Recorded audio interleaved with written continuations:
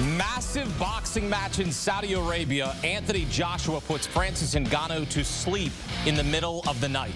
AJ knocked down Ngannou in the first round, then demolished him in the second round, out cold with a right hook.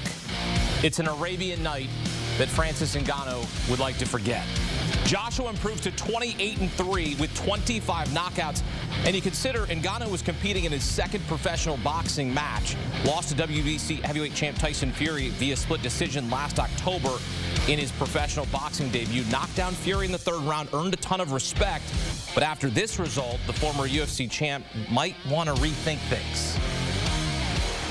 And we're going to help him think about it. Welcome in CBS Sports combat analyst and host of the award-winning Morning Combat, Brian Campbell and Luke Thomas. Brian, oh my gosh, holy bleep. What did we just watch? Well, first of all, we watched the knockout of the year. You better believe that. We also saw, for all the talk about Ngannou coming in, we saw the continued reemergence of this new Demolition Man, and that's the new version of the former two-time world champion Anthony Joshua, who looked like a world beater and then some.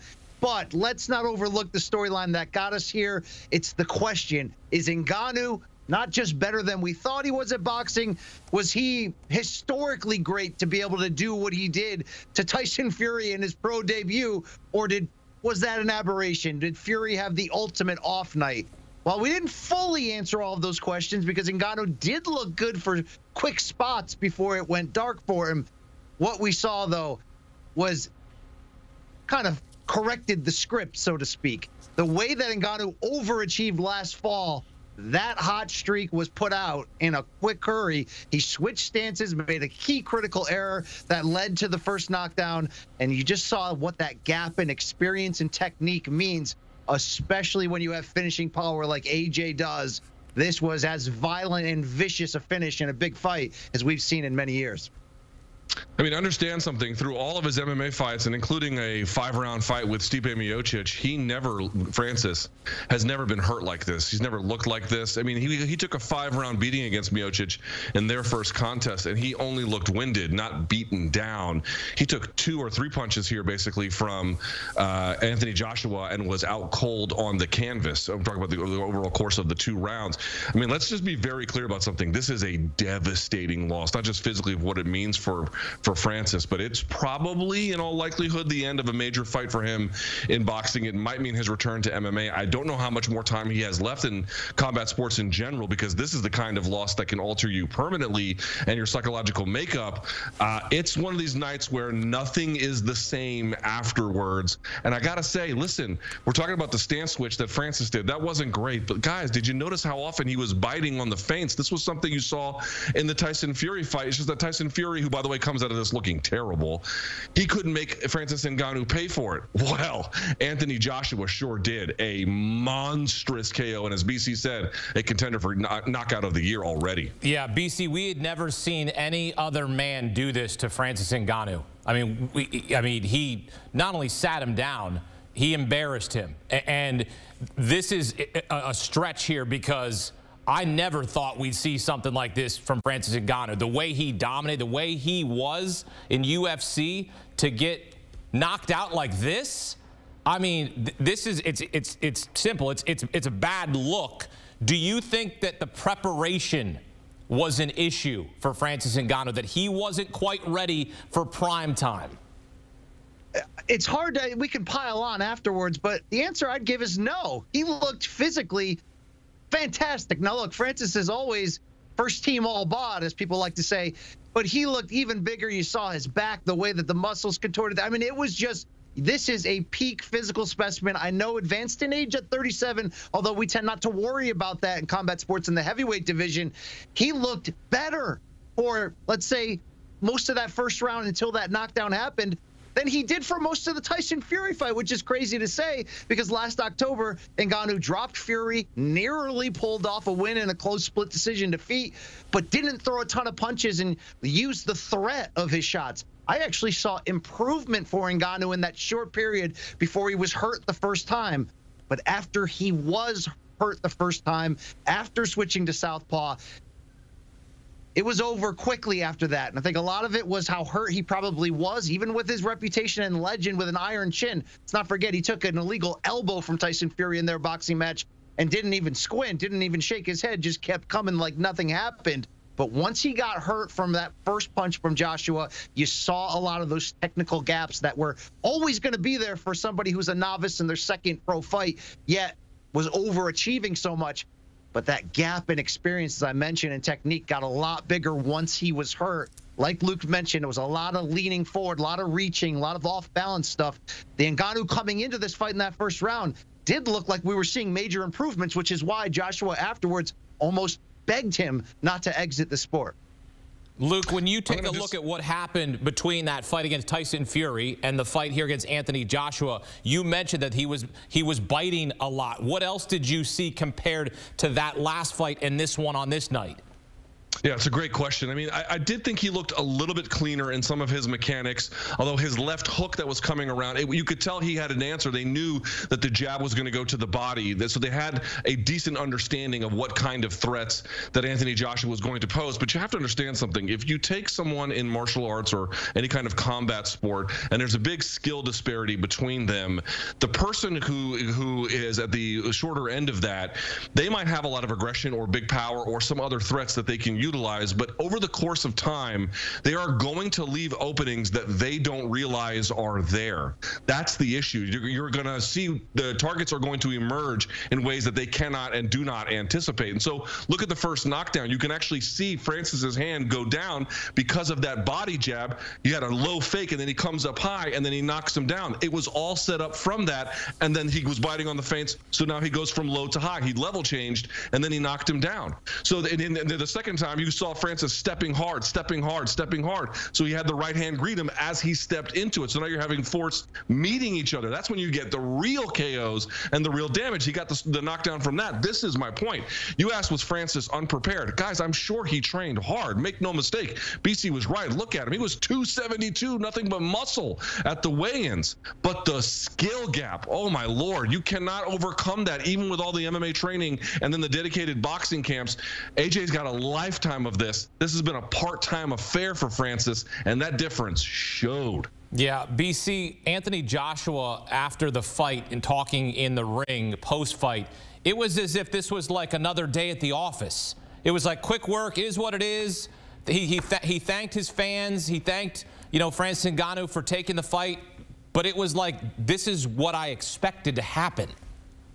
Well, not only was that great to see, best way to describe it is ice cold, and that is such a departure from the demeanor that we've seen with Anthony Joshua on and off ever since he was first upset in 2019 in New York's Madison Square Garden by late replacement Andy Ruiz to lose his titles. Yes, he was able to gain them back in the immediate rematch, but we've seen more of a cautious Anthony Joshua, not the same aggressive, sometimes overly aggressive fighter that we first saw rely on his power when he won the championship. And of course, when he got up off the deck to knock out Vladimir Klitschko in their 2017 super fight. We weren't sure now in his early 30s if that fighter was ever going to come back. Then you add in the 2 losses to Alexander Usyk, which lost his titles for the second time. And I think we saw a broken Anthony Joshua. He had a meltdown in the post-fight interview. His subsequent comeback fights, as he's switching trainers seemingly every bout, something just seemed to be off. I don't know if we can credit the 4-day darkness, solitary isolation retreat that he went on before his last fight, but what we saw in December against Otto Wallin, a former title challenger, was a new AJ. It was that stone cold killer. He walked him down in 5 rounds and finished him. That guy showed up in this fight. That's the ultimate reason, along with that inexperience gap, like we mentioned, why this happened to Ngannou. But one other reason why this happened to Ngannou, and it is because of AJ, it is intention in what I'm talking about, where his mindset is. Tyson Fury was not the right Tyson Fury last October. I think we can now confidently fully say that. He not only was badly out of shape, even though, yes, he does tend to carry a couple extra pounds on the belly, but look at the shape Tyson Fury is in right now as he prepares for that undisputed championship bout with Alexander Usyk on May 18th. There's no doubt in that case. The intention for Fury in that fight turned into survival. For AJ on this night, It was demolition, and he carried it out in brutal, cold fashion. And BC, Joshua will get that title fight, right? He will get the winner of that Usyk-Fury fight that is set for middle of May. Like, that's what's next, right? That we are going to get that. Maybe? Can I toss a little boxing politics in there, okay? Well, there's always politics in boxing. Well, this is contractual politics. Sure, no, I get it. Usyk and Fury are going to fight in May. They have a contractually obligated rematch that will have to happen. Then hopefully we can see AJ against the winner of that. But you heard Eddie Hearn, Anthony Joshua's promoter after the fight, basically saying, look, we hope Fury goes out there and beats Usyk. Why? Well, also because Usyk beat Joshua twice. But more importantly, he's right about one thing. The fight between Fury and Joshua, two British stars, but the two elite heavyweights of this modern Renaissance era. When they do eventually meet, and boy, would it be even bigger if all 4 titles were at stake. That's one of those soccer stadium 100,000 people type of fights. That's the biggest fight you can make in the sport. I do think we see that fight if Fury can get past Usyk. But like I said, he's probably going to have to do it twice. Yeah, Fury and Joshua have never fought. But that's the one we're waiting for. That's the one where you would say inject it in my veins, because that's the one we want to see, Anthony Joshua and Tyson Fury. As for what we see from Francis Ngannou, what is next for Francis Ngannou, Luke? Because we know he's got the PFL deal. Man, this changes a lot. This shakes up everything. So he had probably planned to not go back to MMA, at least not anytime soon. There were some vague assurances from the PFL that no matter what happened here, he was going to be fighting in their smart cage, which, by the way, causes splinters in people's toes. It's a separate conversation for a separate time. And there was no confirmation about that. In fact, when they had their own Saudi Arabian show, the PFL, they had a heavyweight winner in that contest, and Francis didn't even face off with him. He was there in attendance and then just left. But this makes, I think, 2 possibilities more likely and then significantly more likely, which I would say is, one, I don't know if he can get a big-name opponent in boxing that people are going to want to pay money to see. He didn't have to win this contest, but he had to perform enough relative to what you saw in the Tyson Fury fight to make you believe something was possible. He got crushed here. So that part's gone. I do think that the likeliest thing is he either returns to the PFL cage at the end of the year. He might take the whole year off, but probably the end of the year. Or he might just take one more at some point and then call it a day. Remember, between these 2 fights, he's probably made between $30 and $40 million. And I know that's Canelo's baseline price of $35 million.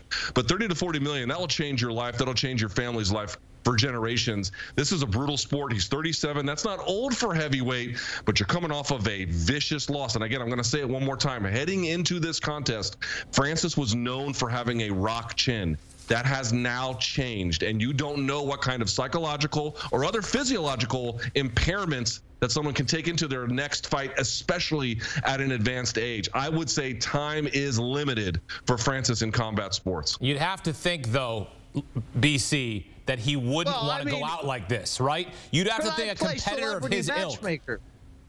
Of course, we're not going to take lightly the damage, physically, mentally, long-term, how that can affect his psyche. Not going to look over that lightly at all. But Deontay Wilder's still out there. And Deontay Wilder was a once great former heavyweight champion that's been through the wars and just recently came back after a few years and looked awful in a lifeless loss to Joseph Parker. That's actually a perfect matchmaking if you want to get wild and crazy. A lot of millions at stake. You know it's going to be a knockout. I would think that is the phone call that Ngannou will receive in the next few weeks. Then we'll see what happens. This man is trying to tell you hey, Francis just got knocked out and Deontay looked awful. Let's put them together. Right there. Making the money. Look, he can ride off into the sunset, as Luke said. He has wealth generations to come. The competitor that we have seen for so many years, I can't see him going out like that. The way he went out like this, he's got to come back and say, hey, yeah, I had a bad night. I wasn't ready for that. I can't walk away from combat sports in that way. To me, that would be, there's got to be some sort of, we talk about baseball players who have these retirement tours. Maybe there's something down the road that, to your point, BC, maybe there is something there, a retirement tour type fight. I don't think he goes away. One thing that AJ said I want to bring up one more time. He said the reason why he said don't leave boxing is he said you'll beat most people. And look, I don't know that to be true through 2 fights, and this fight obviously was so quick and destructive. But The heavyweight division is deep in a renaissance sense. I use that word because we finally have big, attractive, jubilant, powerful celebrity names in Tyson Fury, Anthony Joshua, Alexander Usyk. This era is tremendous, but it's not really all that deep. And heavyweight history isn't all that deep at one time, unless you're talking about the 1970s or the 1990s and having a full stable of top-end heavyweights. If Francis Ngannou wanted to go back to the drawing board, even at this advanced age, provided he rebounds physically and mentally from this defeat, I actually somewhat agree with Anthony Joshua. He would have to put MMA on hold, but if he does want to fully commit, look at how close he came against Tyson Fury. Don't look at this fight against Joshua, but realize he actually could make a run because of the smart team in his corner and because of that beautiful brain he has that never stops believing, but also has made very quick adjustments. Look, this was a disaster for Ngannou. I'm the first one to tell you that. But not a lot of AJs walking around. There's even less Furies and Usyks. The rest of the heavyweight division, they got flaws if he wants to linger. I'd like to see Francis get up off the canvas, and I'd like him to go from, pedestrian to maybe looking like not a monster again, but somewhat of that sort of way that we saw him in the UFC. But as you both mentioned, he gets demolished in his second professional boxing match, a knockout via the right hand of Anthony Joshua. Brian Campbell, Luke Thomas here on CBS Sports HQ. Thank you, man. Enjoying the conversation. And if you want to continue the conversation for all things combat, check out award-winning Morning Combat with Luke Thomas and Brian Campbell. You can watch the series on YouTube. You can also listen to the podcast on Apple and Spotify, wherever you get your podcasts. Morning Combat. Download and follow today.